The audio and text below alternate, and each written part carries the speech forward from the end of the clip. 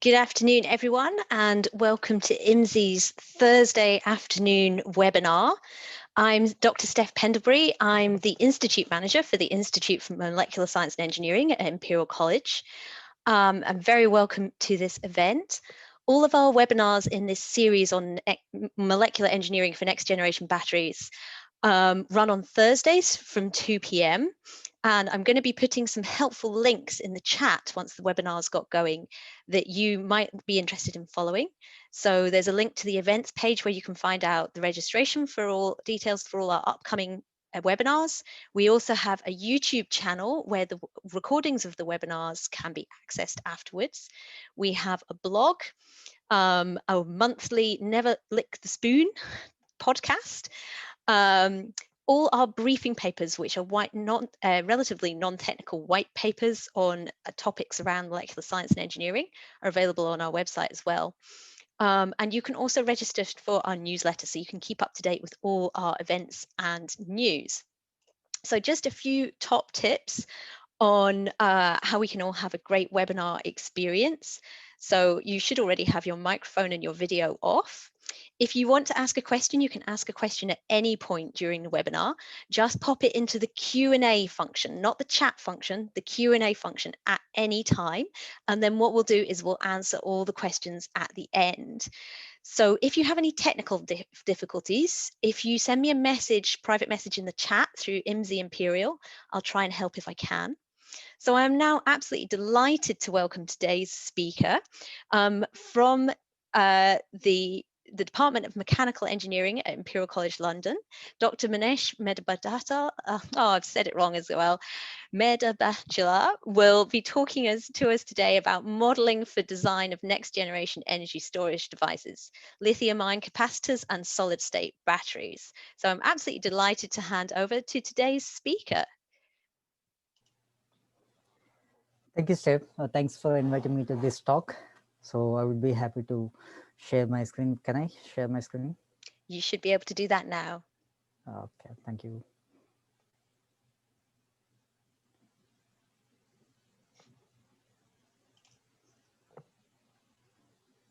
So can you see my screen? Yes, we can see your screen. Over to you. Hello, everyone. Good afternoon. I'm Ganesh Medabhadla, a research associate at Imperial College London. I work in a larger group known as Electrochemical Science and Engineering Group at Mechanical Engineering. Today, I would like to discuss about modeling for design of next generation energy storage devices, including lithium-ion batteries, lithium-ion capacitors, and solid-state batteries. Given the varied audience, I keep this talk as quite general. Would like to touch basic topics on it.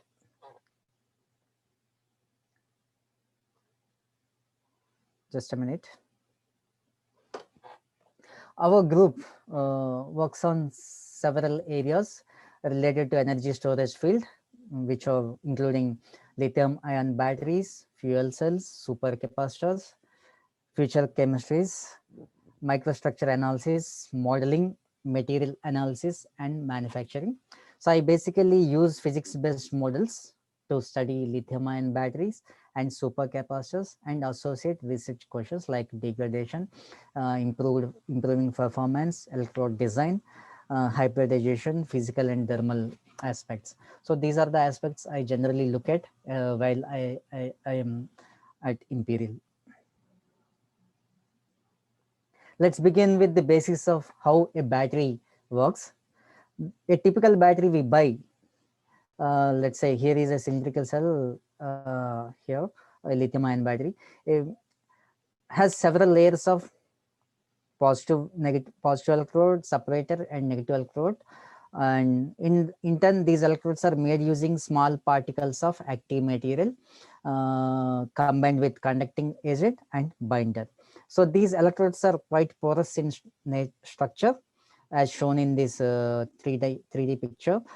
In this porous structure, electrodes passes through and carries ions to interfaces. Here are the schematics of a lithium battery, which explains how charging and discharging are being carried out. Let's say, for example, the positive electrode is lithium iron phosphate electrode indicated as LiFePO4 here, and the negative electrode is graphite electrode indicated as carbon. Here I refer positive electrode as cathode as positive electrode and anode as negative electrode. So during charging,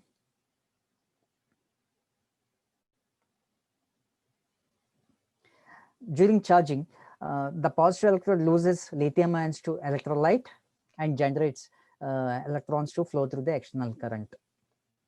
So then the lithium ions are then travel through the separator and electrolyte towards the negative electrode. Here it is graphite electrode, where they react and store charge.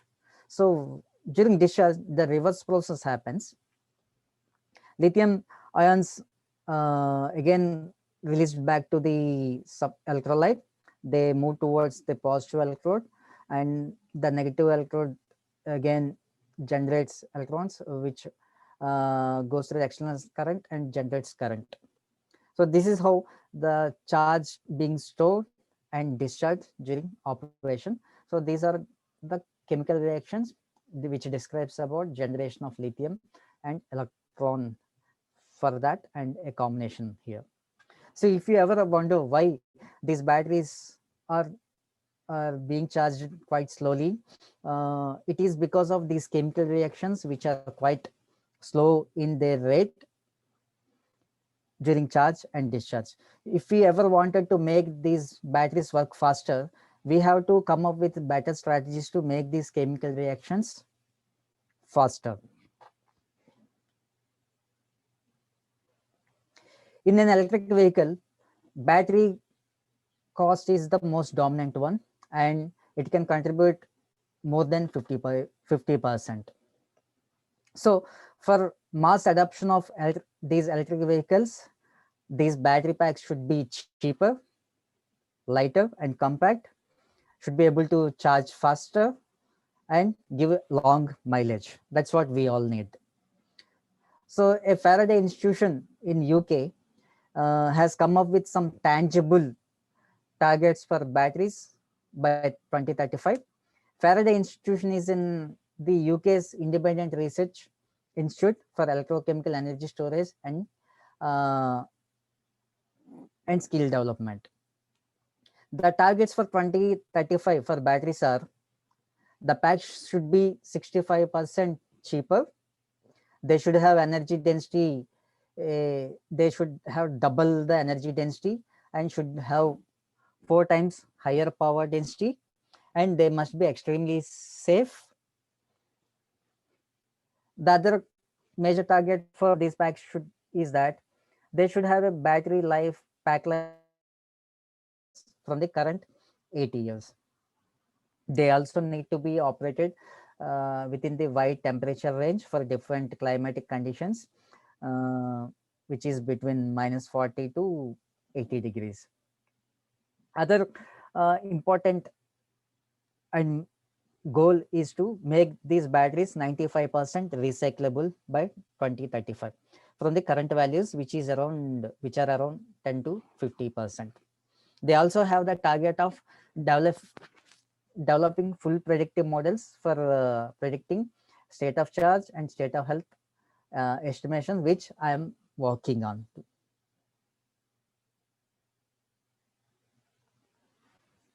The major issue with the batteries is they degrade faster and lose their capacity.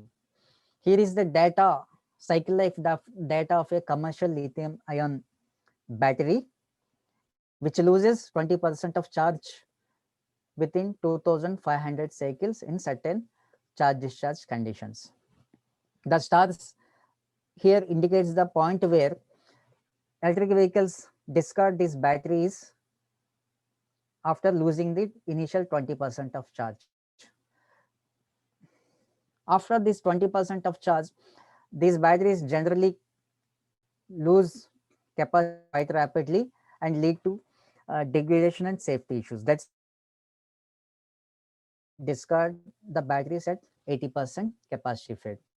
These battery fed capacity trends, battery capacity fed trends are not always the same. They are quite dependent on the battery chemistry and the operating conditions uh, that those are subjected to.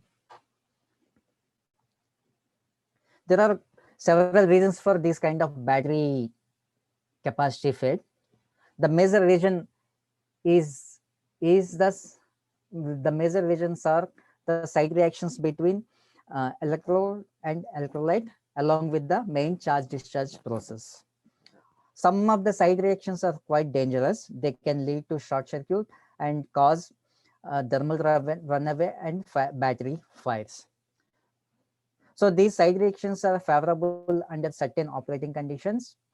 And one, uh, as a battery researchers, it is our responsibility to identify those operating conditions and develop better battery operating algorithms to avoid those operating conditions. In this context, models can be helpful in identifying those operating conditions and the respective degradation mechanisms and separate them from the main charge storage mechanisms. Here, the models also play a key role in uh, predicting state of health and identifying the degradation mechanisms.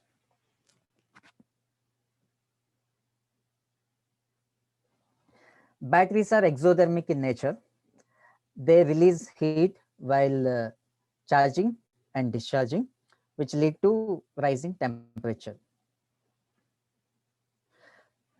Here is the demonstration by our group that different battery thermal management lead to different capacity and different cycle life of a battery for the similar cell. Here, they subjected this cell to cycling using different thermal management strategies known as tab cooled strategy and surface cooled strategy. So here is a cell for this tab cooling strategy.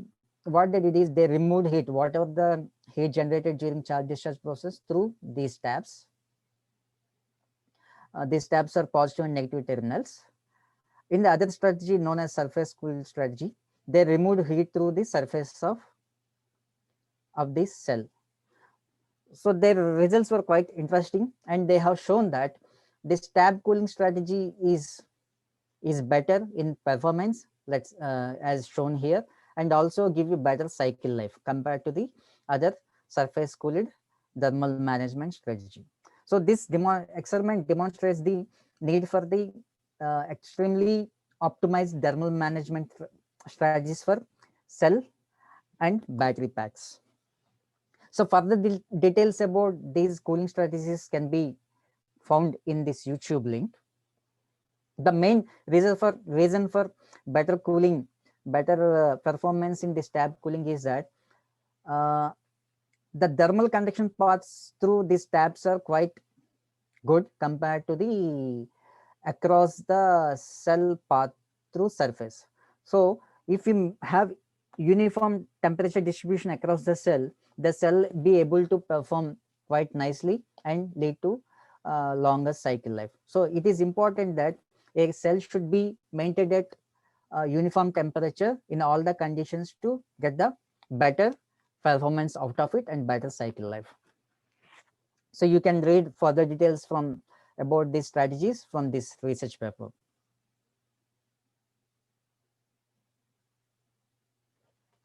I have a couple of videos to show why thermal management is quite critical and extremely important.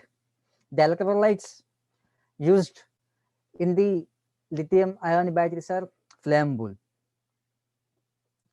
So let me play this video.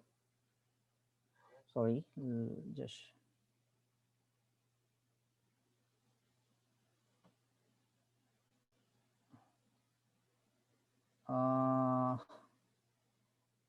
I'm on just a minute, sorry.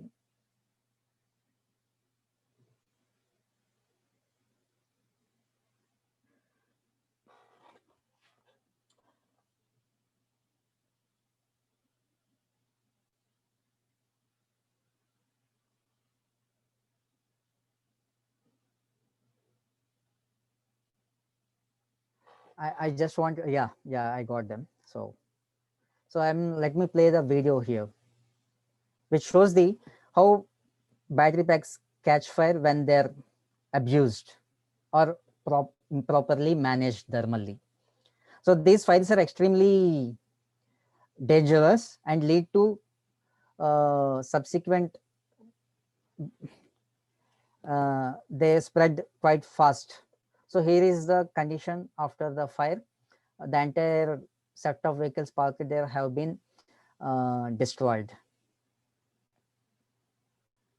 We have another video here which shows how thermal exposure can lead to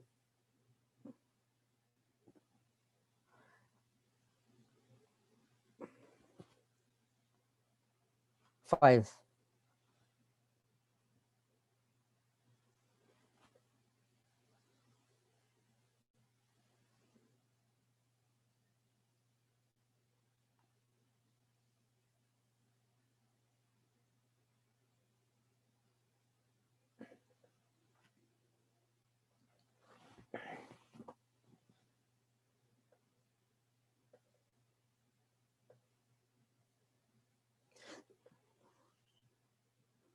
So those flames are quite dangerous and quite rapid in spread. So these are the things that need to be taken care while designing the battery packs.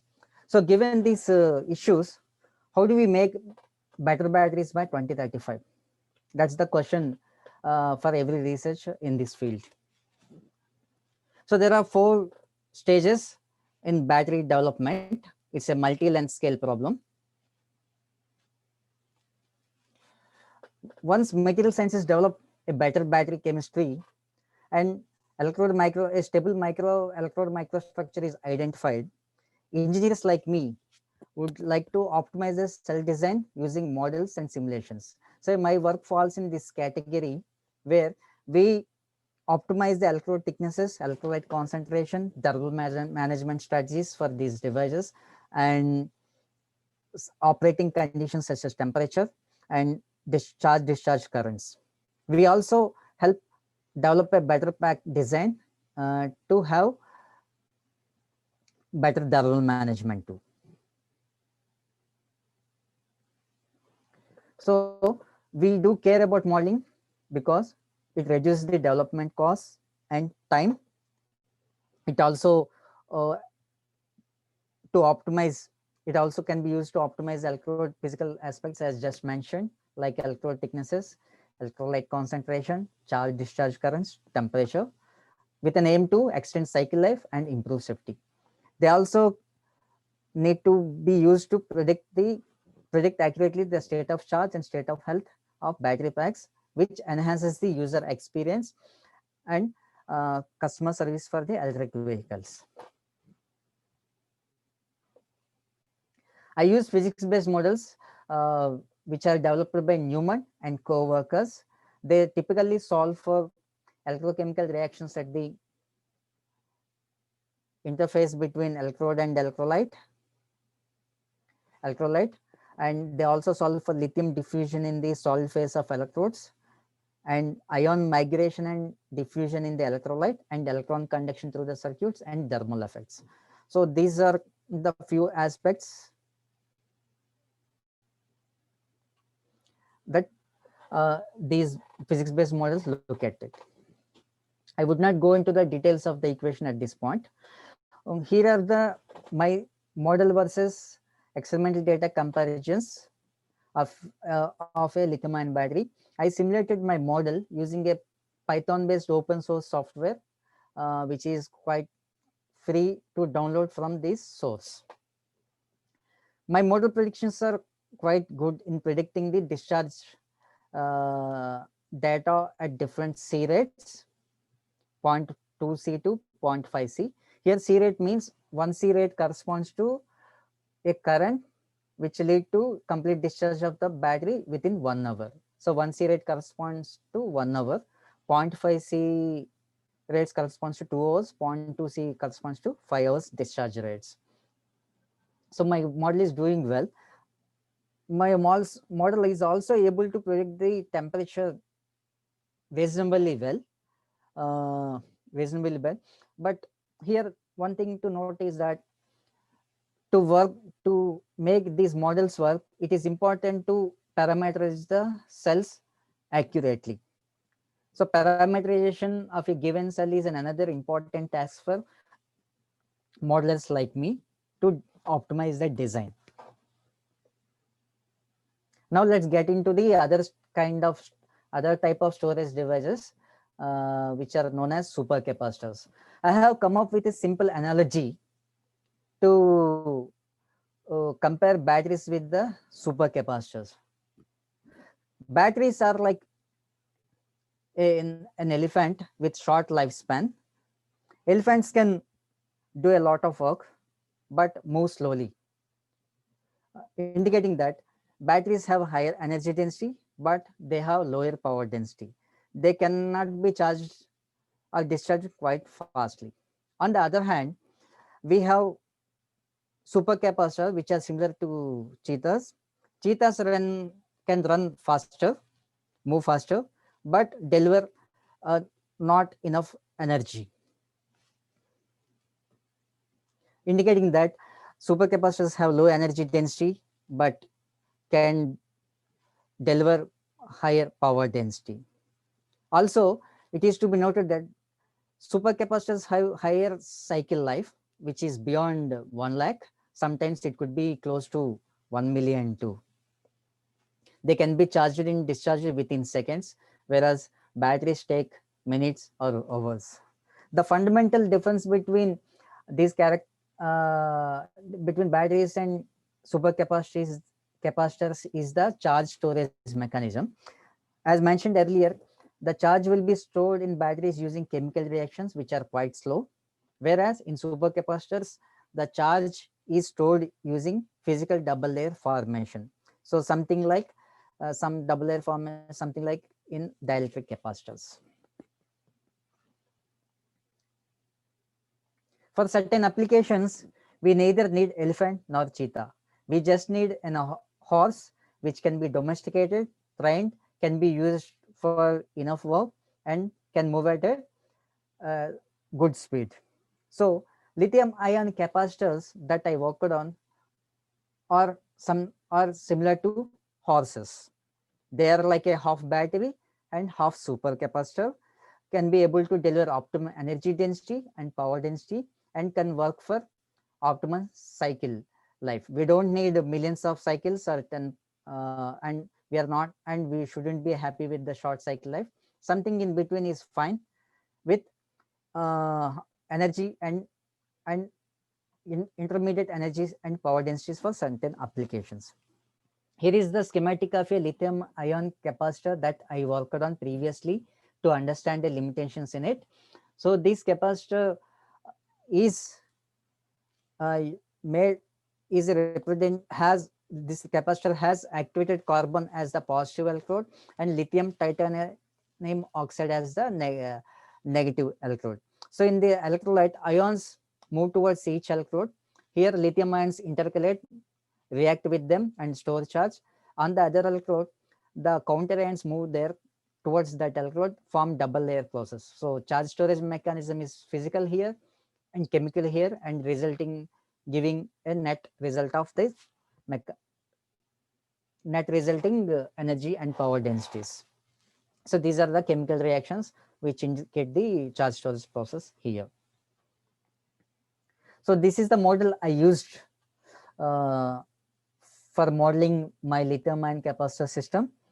Uh, these are a set of partial differential equations for charge balance and mass balance with source terms for chemical reactions in it. So I will not go through the details of these equations, but these equations are provided here to give a brief idea on how a battery model would look like. So the aim is to solve for four variables. Those are electrode potential, electrolyte potential, electrolyte concentration, and lithium surface concentration in the LTO particle. To get the characteristics, understanding on how they behave, and generate voltage versus time profiles that we needed. Here are the simulations. So in this work, I studied different combinations of activated carbon and LTO electrode materials. So I varied the thickness of these materials, which corresponds to mass ratio of each material. So theoretically, and here I compared my model predictions with the experimental data at different charge rates. If you notice that previously I have shown battery simulations for 0.2 to 0.5 C rates, but here if you see, these cells are subjected to very high currents, 10C, 25C, 100C and 200C. So in this study, I have tried to look at how this capacitor would perform if electrode thicknesses are varied at low currents and high currents. At low currents, it seems that a mass ratio which is equal to 4.17, which corresponds to equal capacities in the both electrodes. So LTO electrode is denser in terms of energy density compared to activated carbon. That's why we need to have a thicker activated carbon compared to LCO to have charge balance here. So though it gives a shaded area of high energy density at low currents, at high currents, as indicated by these triangles here, 10C at 10C rate, it is fine. We can use 4.1C cell, but when we go for higher C rates, beyond 25C, this cell is no longer performing, contributing to energy density that we needed. Once after certain C rates, IR losses in the both electrodes are becoming dominated and lead to reduction in achievable capacity. So this study indicates that though this cell is good at lower currents, but at higher currents, and we need cells with lower thicknesses and lower mass ratios. Degradation is also studied separately in another paper. It also indicates that degradation in the cells and the capacitive fade is much faster in these higher mass ratio cells, but much lower in these cells. So those can be found here in these two papers. Now let me move on to the solid state batteries. We know that, as just mentioned, liquid electrolyte is quite flammable and dangerous. What if we replace this liquid electrolyte with a solid electrolyte which can conduct lithium ions from one electrode to other electrode and also not flammable? If we do that, that's the major idea behind solid state batteries. If we do that, it improves the safety and flexibility in design. So we no longer need to be dedicated to particular types of cell shapes. We can be quite flexible in cell design. So once safety features are enhanced, we can then use these batteries to the quite sensitive areas such as aviation and healthcare. It improves the applicability of the technology. Another advantage is that, as I mentioned before, the side reactions which are quite specific to the liquid electrolyte and solvent and impurities in the electrolyte are replaced with solid electrolyte. We can almost avoid those degradation mechanisms in the cell, such that these cells can also go beyond 2500 cycles and deliver higher energy density.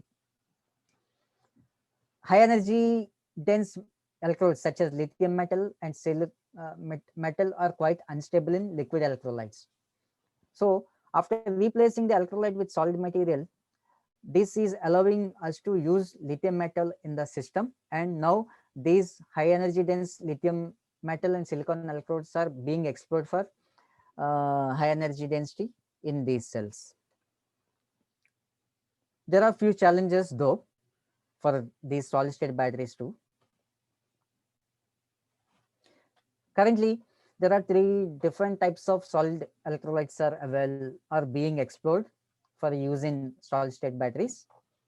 The first one is sulfide based inorganic electrolytes, which are quite excellent in performance, means they have higher ionic conductivity, means they can conduct current quite fast when compared in comparison to on the order similar to liquid electrolyte, but they are quite poor in safety. They release toxic gases like hydrogen sulfide during operation, and this feature prevents this character prevents them to use quite extensively in our regular batteries of solid state batteries. They are good in processing. They can be processed and can be scaled up quite not so easily, but okay, moderately. On the other hand, we have oxide based inorganic electrolytes. They're okay in terms of performance. Their ionic conductivity is not too excellent, but okay, can be managed. But their safety is very, but their safety is excellent. We do not have any problem with using them. However, processing them is quite costly.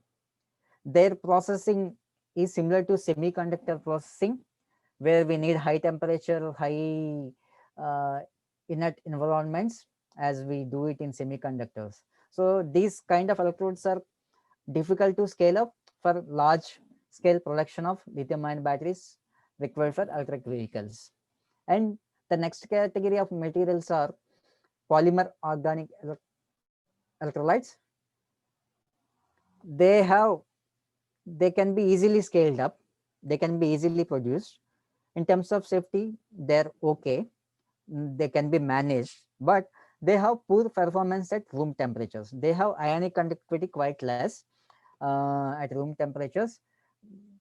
So if we have to use these polymers in solid state batteries, we need to raise the temperature of the battery again to improve the conductivity. These are the advantages and disadvantages of each characteristic, each type of solid electrolytes. So we started working on this kind of systems too, to analyze what techniques are optimum in these solid state batteries based on the diffusivities and electrochemical reaction rates in the system. So we built a model for solid state batteries with silicon as a negative electrode and LCO as the positive electrode with solid electrolyte properties such as Li3PO oxide based electrolyte. So we simulated it in COMSOL and cited it between 4.2 to 3.2 volts. We are still working on this and parameterizing this cell for further development. So that's what we can still use models for.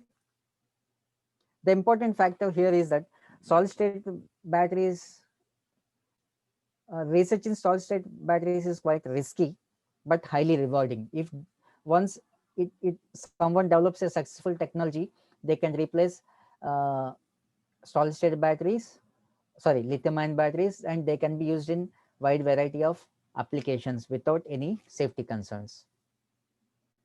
So that brings me to the conclusion of the talk.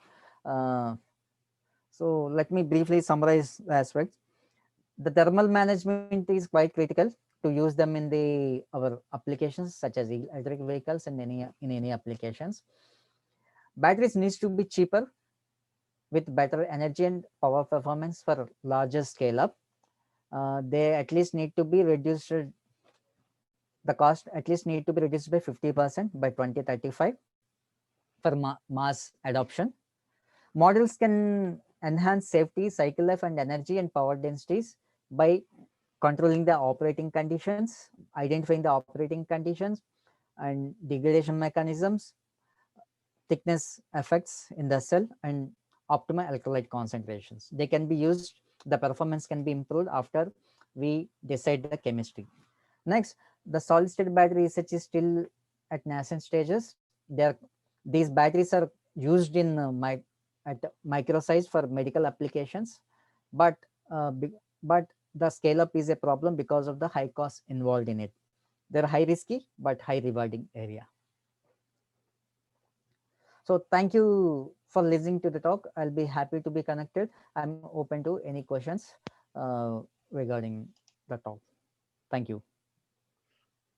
Thank you very much, Ganesh. That was a really interesting talk, and there have been quite a lot of questions coming in on the Q&A while you've been talking. So just a reminder to everyone, you can still put your questions into the Q&A while we're discussing these ones, if you have thought of any more in the meantime. So let's start with a few. So someone has asked, why doesn't the lithium ion capacitor end up in the worst of both worlds? So you have both low energy density limited by the anions in the AC and low power density due to the slow cation intercalation into the LTO. That is exactly true. So the research is trying to identify the better battery materials. So if we come up with a better battery negative material, that would significantly enhance the power density of this material. And activative carbon material can be, the capacity of this material can be increased due to thickness of it. So we neither need extremely high C rates, but if you are okay with something like 10C or 25C, that is quite good compared to the batteries. So nowadays batteries are operated at 1C rates, which take at least 1 hour to charge discharge. In some cases, we even operated it at quite lesser C rates. For example, whatever the battery I have just shown are the design specific data sheet shows that it should be operated within in the range of 0.3 C rates. So it is just a balance between, it's a trade-off between energy and power densities. And so actually this material, whatever the system I studied, which could not deliver higher power density, sorry, higher energy density, though it could give higher power density. So we are waiting for the next materials. So graphite material, if we replace LTO with the graphite material, that can deliver up to 90 watt hour per kg. So that would enhance the performance. It is up to the choice of the combination of these materials based on the applications. There's a interesting question here, which was one I was thinking of myself. What's the biggest stumbling block? What's the biggest barrier to the success of solid state batteries, do you think?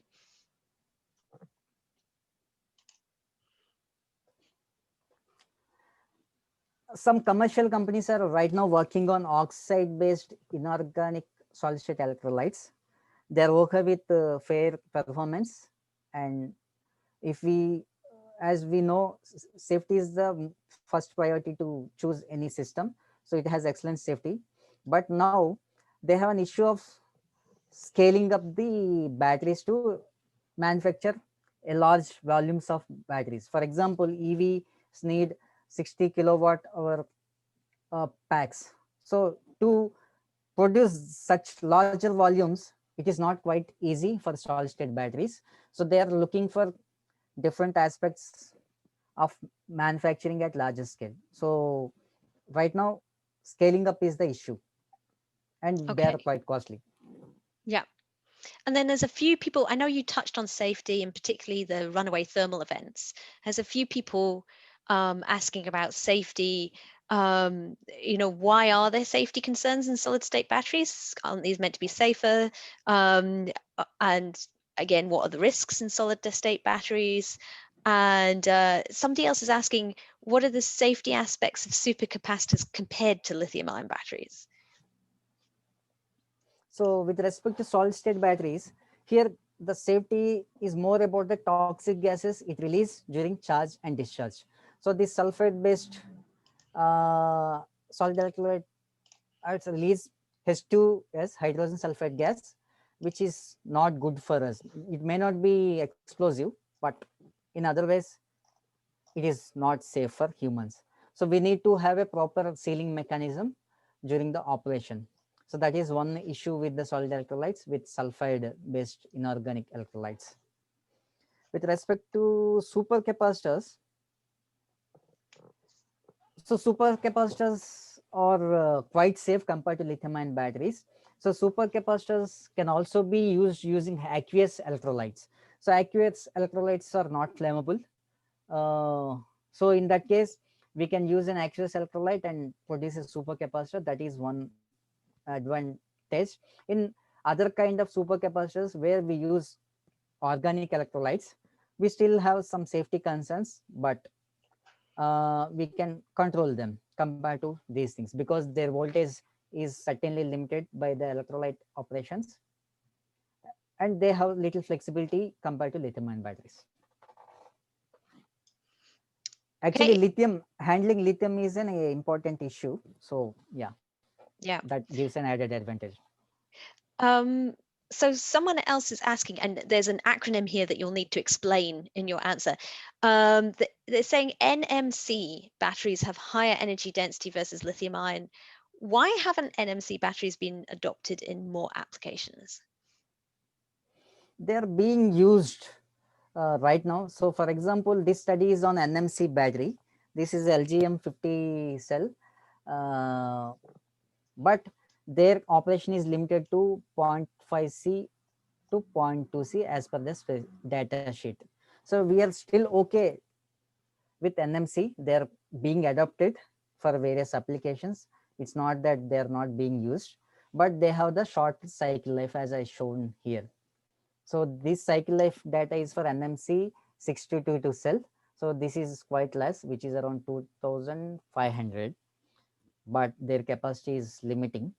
So if we are okay with lower power density like our consumer application electronics, we can still use it, or we have to create bulk battery packs for meeting required power densities. So they have been used these days. Okay, and then someone else is talking about the different materials that you use. So is it possible to replace AC with graphitic carbon as the electrode for LIB or lithium-ion batteries or lithium-ion capacitors? So for either application, can you use graphitic carbon? Yes, you can replace this LTO with graphite carbon, which then acts as a negative electrode, which operates at 0 volts, which can be operated. Whereas this electrode will be acting as a positive electrode. So we can definitely replace this LTO electrode with graphite carbon, but it will bring up the additional degradation effects. Those are absent in LTO. So it's again a trade-off between capacity and cycle life and safety. Okay.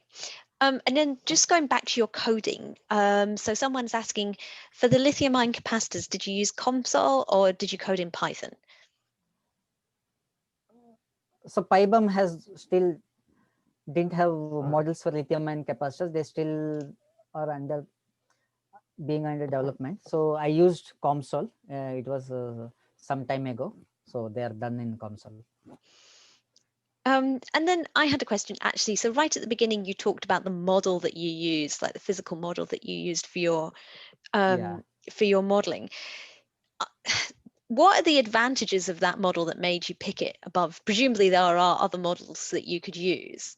So what are the advantages of the model that you used? And would you ever use different models in different scenarios?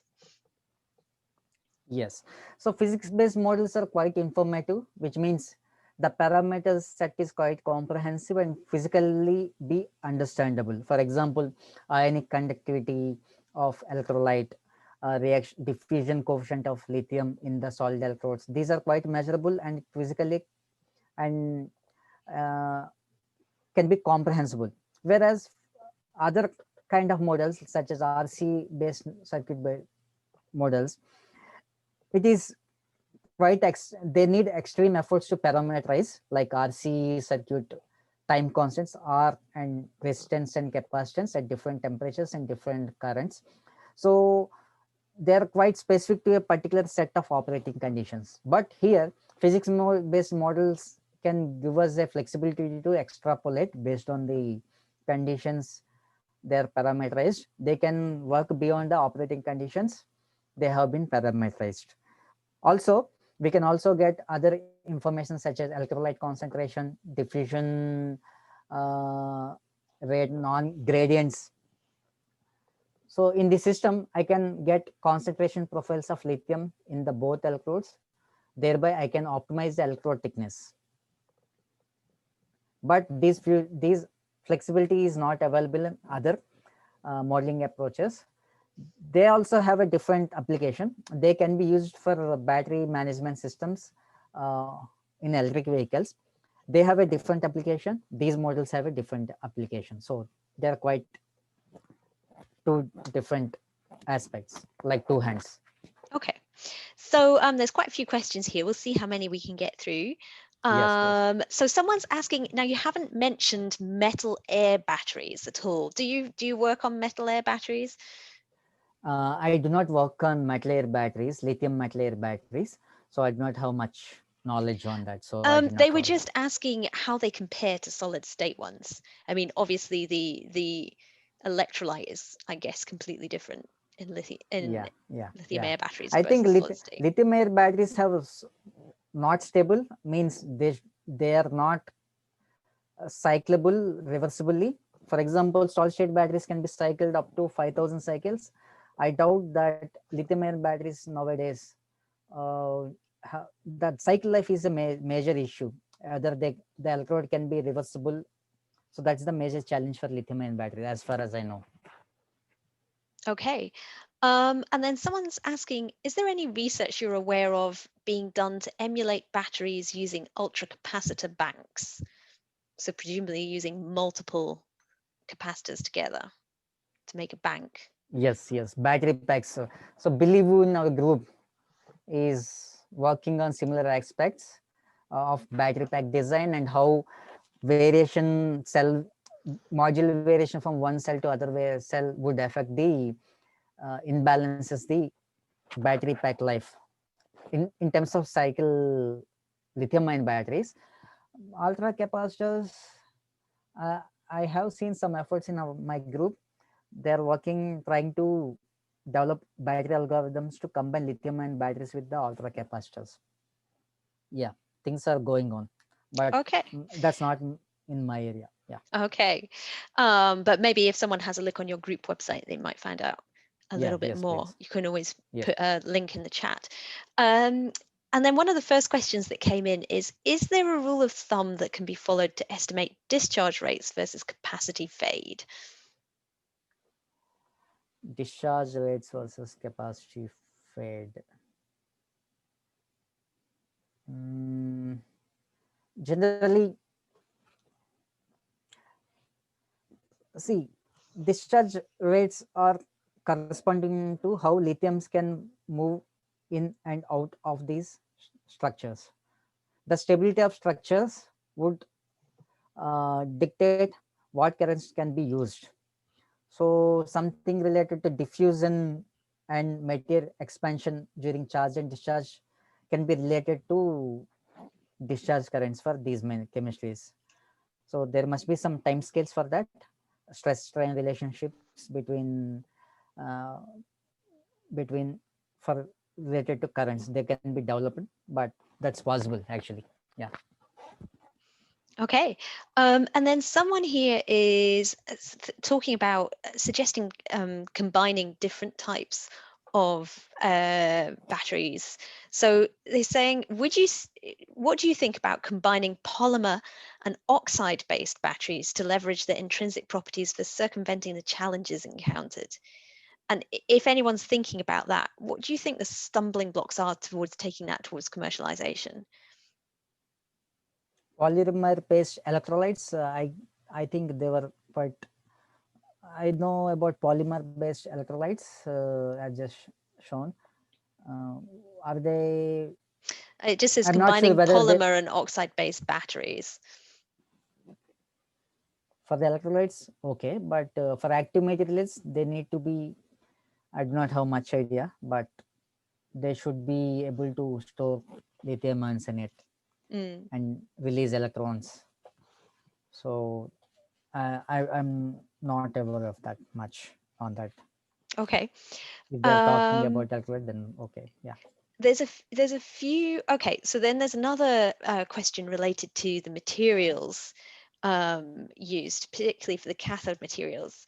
So is there any reason why oxide-based cathode materials are used as lithium-ion batteries?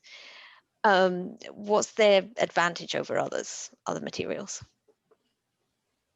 Lithium metal oxides. Okay. Mm, I'm not a chemist, so metal chemist, so I do not know much about those specific details. So I may not be able to answer that Probably question. best Yeah. addressed to someone with the material science background, perhaps. Yes, that's true. So, and then a couple of questions related to the model that you use as well. So do you use a reduced order model for the lithium-ion battery work? Yeah, some of my friends, some of my colleagues use reduced order models such as single particle models to enhance the speed of the solver for them to use them in battery management systems. So they can be used. Yes, we are aware of those reduced order models, such as single particle models. Yes, we use them. Okay, and then someone else asks, can you model thermal runaway with your physics-based modeling approach? That's a quite challenging task at present. So we still have to do some work on it. That it's not that direct to model thermal runaway. Yeah, we still working on developing those models. I specifically do not know any such model so far. Okay, so Yeah, we've got through quite a lot of questions. I think we have time for one last one. So definitely. someone is asking, does the electrolyte concentration have any relation to electrode degradation?